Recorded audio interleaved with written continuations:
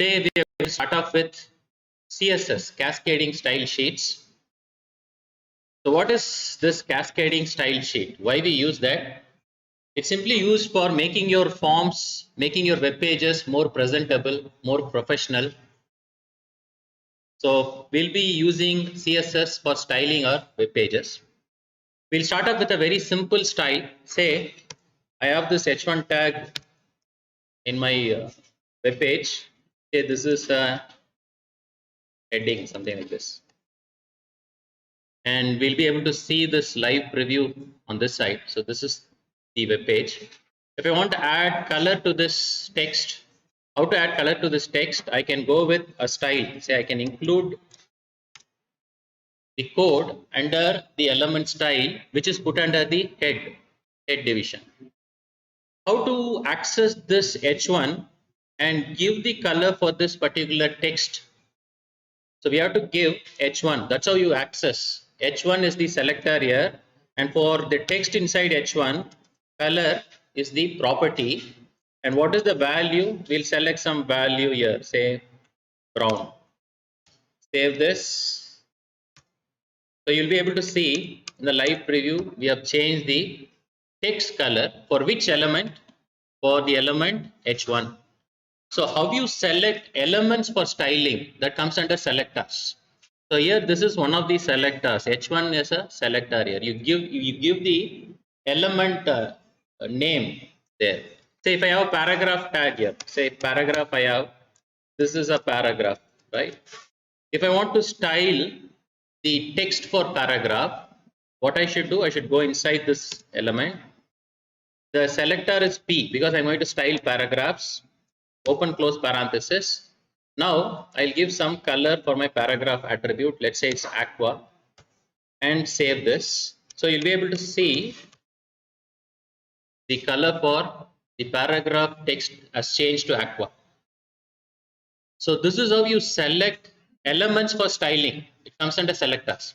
Sometimes we can do this. Say if I want to have the color to be brown for both H1 and P for multiple elements, what I can do is instead of going with different declarations, I can give a comma P and then color is brown. So I don't need this. So now what will happen is it will select elements of type H1 and it will select elements of type P, and then it will change the color, apply the color as brown.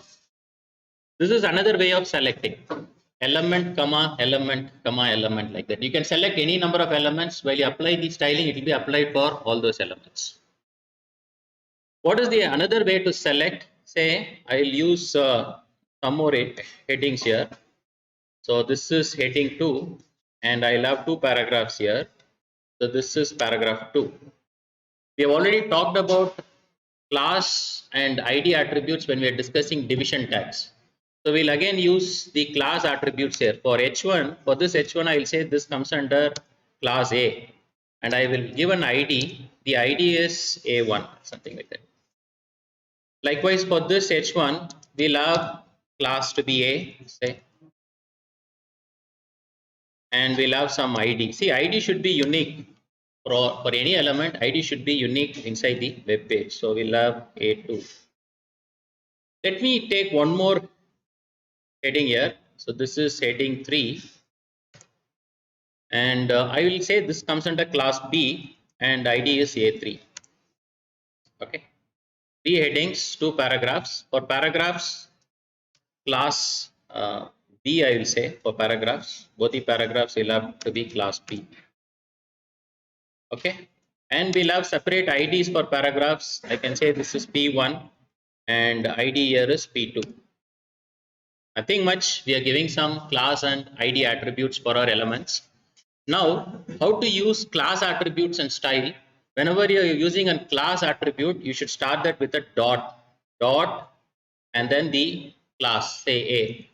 Now, what it does is it takes up all the elements within a that falls under this class. So let me delete the remaining styles. I will select all the elements that belong to class A, and then I can color the text. I'll just give some values here, say blue violet, something like that. So when I refresh this, you can see these two headings come under class A, they are applied that styling. So you can group elements under a class and apply styling to those elements. If you are accessing elements using classes, there's one more way to access it. That is, you can give the element name all the paragraphs that use the class A or class B. So what we are doing here is giving the element name dot class name. All the paragraphs that use class B, you can give the color to be some brown or something like that.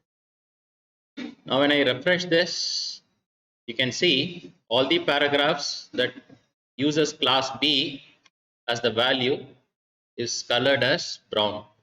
So all these things come under selectors. Just the element name, comma, element name, class you can use, ID you can use. You can also go with element name dot class. That's also one of the selectors. There's one more selector that is available. That's the universal selector. You can give star. Star means select all the elements in your viewport or in your web page. And you can go with, say, one common style, say color. If I give aqua and refresh this, all the elements, let it be headings, paragraphs, divisions, for all the elements, the styling will be applied. So all these things come under selectors. How you select elements for styling. There's one more thing. Should we really put the styles inside a document like this under the head division? We can perform that, but the problem here is when you are going to use such a method, what happens is the styling that we mention here is applicable only for the elements present within this web page. It's not applicable for elements outside this web page, right? So that's where reusability becomes a question. If you want to reuse things, say if I want to have H1P taking the style, what I can do is I can go with a separate file. So code this in a separate file. I'll copy this code, Control X, create a file by the extension .css. I have created test.css here, and inside this you can copy that code. No need to have any body tags or HTML tags, nothing. Just the styling code. What are the elements you are selecting? Open close parenthesis and what is the attribute and the value for the attribute. Save this. So this is a separate .css file, and we're not going to have the style element here. How to link that file to this document? We are going to use link a style sheet, and the href is nothing but the location where your style sheet is, the URL for your style sheet. So here I have created this test.css, so I'm just linking it. So once when I link it, you'll be able to see the style getting applied to all the elements in this web page. So what is the advantage of this kind of a linking? If I have 100 web pages, if you want the same kind of styles to be applied for all the web pages, keep on linking it. I have used the same exact concept for my website too. You see there is a consistent coloring, consistent font size with respect to my website. You can go to any page, you'll be able to see the font size should be the same, the colorings, everything should be the same. It's not that I'm writing styles for every page. I put that in one common page, just link it to all my web pages. Whenever you want to select an element using an ID, what you do is, I'll just do that here. Hash, when you use class, it's dot, for ID it's hash. The ID name you give A1, and now you give color, we give some color and save this. We'll refresh this. So you see the very first heading has got the ID A1. So this particular style is applied for only that element with that ID. So whenever it's a class, it's a dot. Whenever it's an ID, it's an hash. For other ways, just put the element name, you'll be able to access that. So are you all clear with selectors, how to link an external style sheet to your document, how to use that? So now we'll go forward.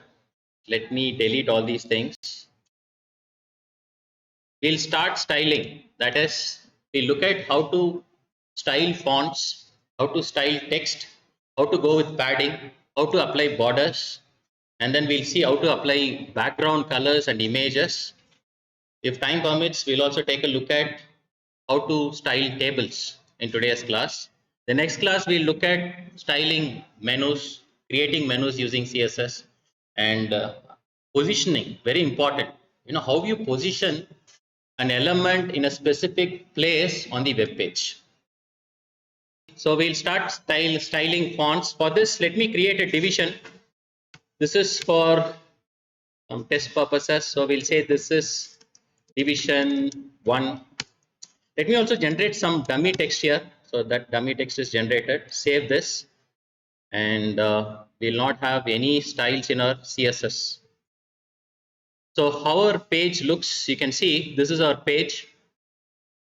How to style this? Say I am going to style this division. Give that element name. Since I have one division, just give div, and I can specify and height and width for my division. Height, some pixels we can give 300 pixels, and width some 300 pixels. Save it. Now when you refresh this, you'll be able to see there's a change in the height and the width for the division. We are only focused on fonts here, so we'll look at font size. So it is font hyphen size. You can give any value, but I'll just go with X large so that the fonts are really large. So you can give font size. This is the property, and you can give any values this side. And font, we have one more thing with font, that is font family. What is the use of font family? Select which family of fonts you're going to use. I'll select Times New Roman here. Save this. So you'll be able to see the change in the font family. And then we have font weight. So do you want the font to be in bold, bolder, something like that? So now it will give the font in bold. So you can go with font weight. So these are the main things when you talk about font styling: font size, font weight, font family. We'll now take a look at text styling in CSS. So how you give a comment inside CSS is /star. It's not like what you do in HTML. It's a different file, .css file. So we'll see styling text, and then that's the comment. For text styling, we have already seen this. That is, we can give color. So if I give color to be brown, that's going to change, right? It's not changing. Sometimes my live preview is not working. Manually refresh that. So color we have seen. Next is text decoration. So we have text decoration. What does that mean? You can give an underline or overline or line through. So we see here overline, underline, line through. Let me put underline here. So it underlines. Likewise, you have a line through. All simple properties, line through. You can play with your VS Code. See, that is line through, overline you have. So you can perform some text decoration, and also you have another very important property, that is text alignment. Let me go with text alignment. What is text alignment? It's text align. So whether you're going to right justify, left justify, justify your text inside that element. Say all this text is inside division. So if I go with justify, you'll see the text justified inside that division. You can also have right, left. So right justification, left justification. So right justified, left justified, center. There's one more option, center. Okay. So you can go with all these options for text alignment. I will remove text align. There's one more thing with respect to text styling, text transform, very useful. Text transform. Whether you want the entire text to be in uppercase, lowercase, or you want to capitalize it. Say if I want everything to be in lowercase, just save it, it becomes in lowercase. And if you want to capitalize every character in every word, capitalize. So now you can see every character in every word is the first character is capitalized. It may be useful while you're displaying username, and you can capitalize or you can put something in uppercase wherever you want to emphasize something. So that is the styling. And we also have other kinds of text styling that comes under text spacing. So we'll see what is this text spacing. It has got text indent, and it has got letter spacing, word spacing, and line height. When you talk about text spacing, it's about the space between lines, space between letters, space between words, and how much indentation should occur in the first line. So I'll just tell you this text indent. We can give some, say, pixels. Say I want 35 pixels of text indent. So what it means is, if you refresh this, you can see the very first line has got an indentation of the number of pixels you give here. The next one is text letter spacing. What is letter spacing? The space between every letter in your text. Say if I give it as 12 pixels, I'll refresh this. So you see the space between the letters has increased. If you want to increase the space between words, you can go with word spacing.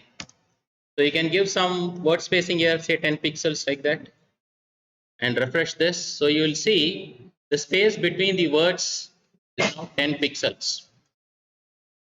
You can also increase the space between lines. How to increase the space between lines? You can go with line height. I'll give 40 pixels to be the line height. Let's see what is the difference we are getting here. So you can do a lot of things with text styling. What all things we have seen? We have seen many things like text color, text alignment, text decoration, text transform. Under text spacing, we have seen line height, text indent, word spacing, letter spacing. This is not the only list. We have hundreds of other attributes with respect to hundreds of properties available for styling text and fonts. That's what I told you. If you start learning everything, maybe another 2 years will be enough for just CSS. But I have seen to that we cover some of the important things we frequently use while we are putting up web pages. So we are done with text and fonts. The next thing we'll take a look at is padding. Let me remove all this text styling. Refresh this. And let me have a background color for our division. Background color for an element can be given using background-color. I'll have aqua to be the color. Let's refresh this. So this is our element with a background color and some text. Now we'll see the use of padding. What is the use of padding?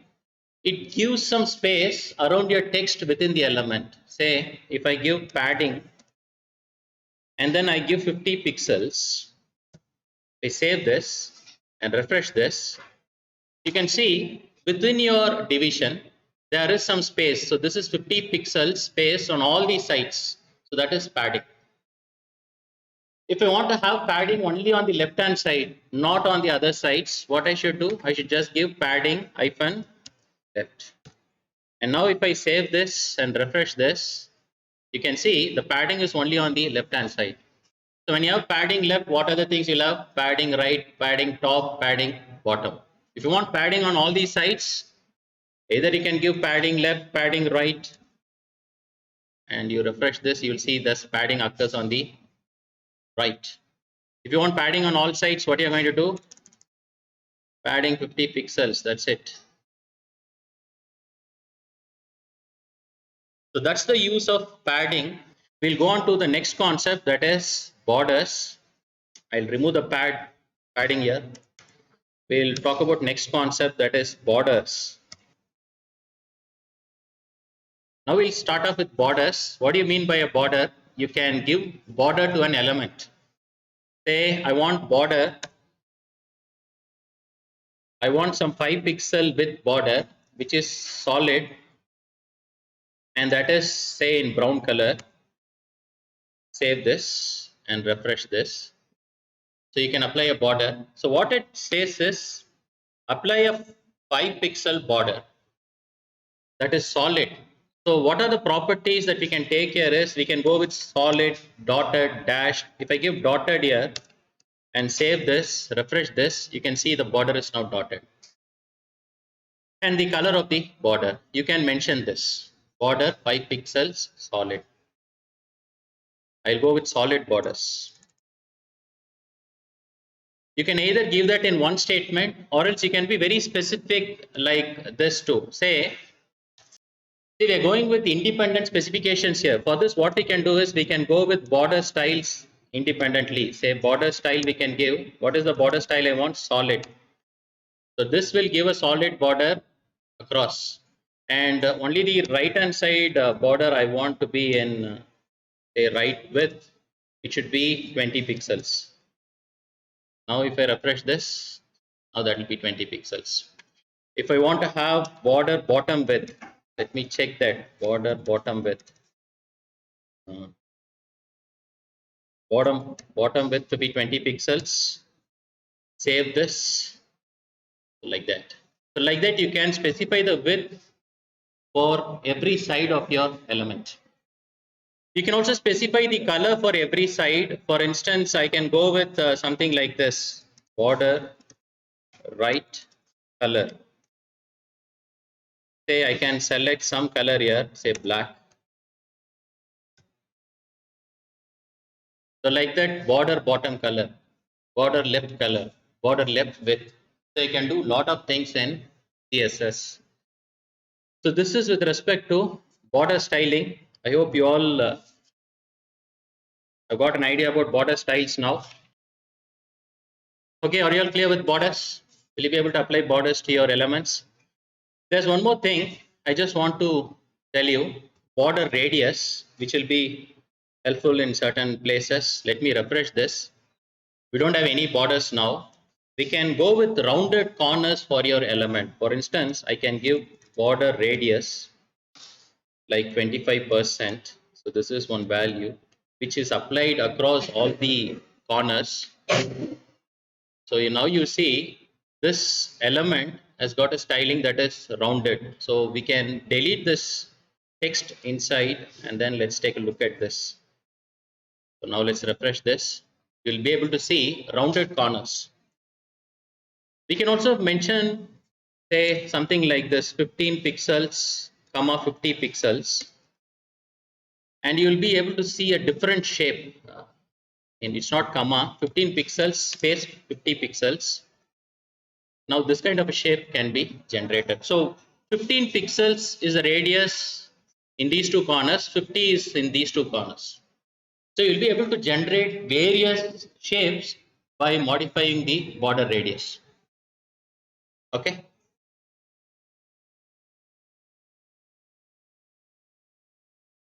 There's one more thing I want to emphasize at this point, that is, I have given here height 300 pixels and width to be 300 pixels. Let me delete this border radius. We don't want this.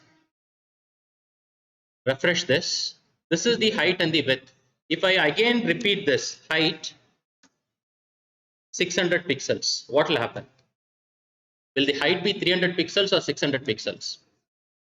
600 pixels. So whatever that comes, so this is going to override this height.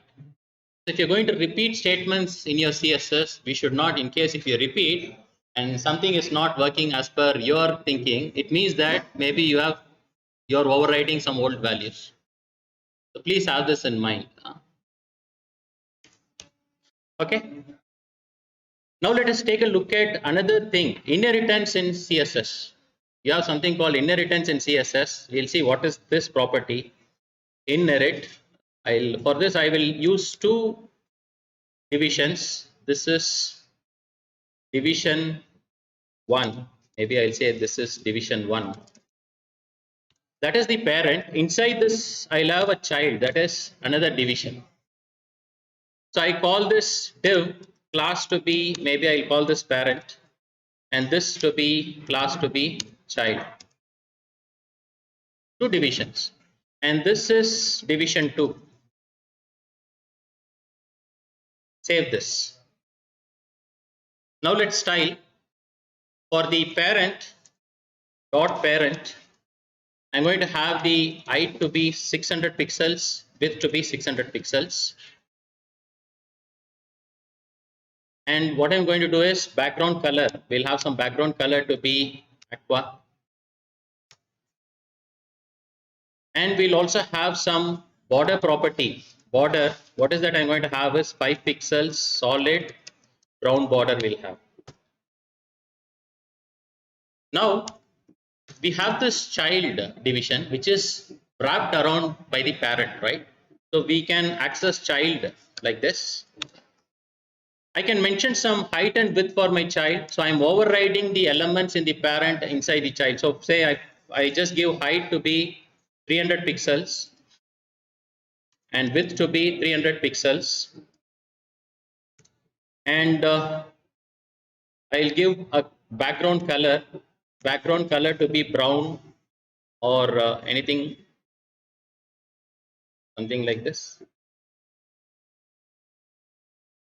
You're able to see the parent with a background color aqua, and you're able to see the child with the background color, some color I have given, some light colors. Now I can give this border, and then I can just say inherit. When I say inherit, what it does, you can see it inherits the border property from its parent. So what is the border property for the parent? 5 pixel solid brown. When I say inherit the border, it inherits this immediate parent's properties and it applies. Whereas you can see you have height and width mentioned here, it actually inherits height and width. If I don't specify height and width like this, if I say height, inherit, width, inherit. If I mention this, you can see the height and width of the child will be like the height and width of the parent. If you refresh this, so what is the use of inherit is it inherits its parent's styling. But when you override it, what do you mean by overriding? I give my own value 300, then it will not inherit, it will override whatever inherited value it has. Now it is overriding it, so you'll be able to see that 300 pixels. Okay. So you will see the use of inherit in CSS. Are you all clear with what is inheritance or inherit? The property, the value inherit does. Okay. We'll take a look at one more concept. Say for this division alone, we'll take the parent division. How to set up some background images, background colors. We look at this styling, background styling for an element. Let's go to test.css. We'll just focus on the parent. We don't need the child. I've deleted that. Say we know how to set up a background color, right? How you set up background color? It's backgrounds hyphen color. Height and width will be 300 pixels here. Let's refresh this.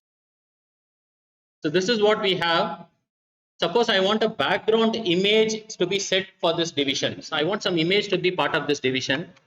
What I can do is I can go with background and image, and you have to give the URL from where this image should be picked up. So I have created an images folder. Inside this I have caption.jpg. That's a table which I have created for my previous class. Save this, and when you refresh this, you can see that image repeats across the background for your division. So this one table keeps on repeating. If I don't want the table to repeat, what is that attribute I'm going to take up is, I'll go with background repeat, and then I'll say no repeat. When I say no repeat, the image will not repeat and fill the background. So you see, it's not repeating. So this is one of the things. We can also specify some height and width for the image inside your division. It's background size. So you give 200 pixels, you'll give 200 pixels, comma 200 pixels. Again, I have this confusion whether it is comma or space. Length and width I'm giving. You refresh this. Yeah. So what is that we see here? For this background image, we can also mention our own size. What is the length and then the width? 200 pixels, space 200 pixels. You don't have a comma there. So this is one of the properties. Let me remove the sizing. Let's go back. What if I want to put this image in the center of this element? I want to place this image in the center of the division. So for this, we have certain properties, that is background position in the x-axis. If I give center, you'll see the difference now. It's going to center it in the x-axis. So it can take up these values. One is left, center, right. We also have background position y. Background position, we'll have this y. So this is going to center it across the y-axis. We'll say center, and then we'll refresh this. It's going to center. So when you're working with the y-axis, you'll have top, center, and bottom. When you're working with the x-axis, you'll have left, center, and right. So were you all able to follow CSS styling? Say before using any libraries, any frameworks, whatever hi-fi things you have, you should understand the basics. Without understanding the basics, don't go in for the libraries, I'll say. So only when you have this understanding of the basics, you'll have a very good hold of what you're working on. So CSS, it's an endless learning out there with a lot of permutations and combinations, but that's what I told you. You take up a project, dream about that project, think what all you need for the project, and search for the CSS stylings. Then you will learn a lot. No professor can teach you all those things. Even you sit for 5 years of lectures on CSS, you will learn something small. But when you take a project and work on it seriously, by the end of the project, you would be a master in what you have done. So we'll start off with styling tables, styling links, styling lists, positioning. See, we are positioning things inside an element here. What if I want to position this division? Say this is a division, right? This is my entire web page. I want to position this division anywhere inside this web page. I just move that and I make all the placeholders for my elements. So that is very important, positioning. Next class, we'll be looking at all these things. Anyway, we'll wind up. Thank you.